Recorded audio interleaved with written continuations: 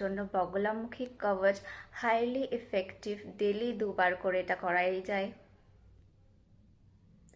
জল, স্থল বা বায়ুযানে যদি কারোর ফাঁড়া থাকে বা ফরেন ল্যান্ডে গিয়ে যে কোনো রকম অ্যাক্সিডেন্ট বা ইনজিওর হওয়ার চান্সেস থাকে, তারা একটা কাজ করতে পারো। রেড কালারের ওল্ড যে 20 রুপিস নোট হয়, ওটা তোমরা ট্রাভেল করার আগে ওখানকার যে সুইপার বা টয়লেট ক্লিনার আছে তাকে দিয়ে তোমাদের জার্নি স্টার্ট করতে পারো। অনেকটাই ভালো রেজাল্ট পাবে। আশা করব সেফলি ফিরে আসতে পারবে, বিপদমুক্ত থাকবে।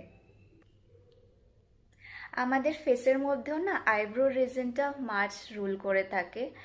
সো আইব্রো টেক কেয়ার করা আর আইব্রো থ্রেডিং করলেও কিন্তু মাছটাকে ন্যাচারালি বুস্ট করা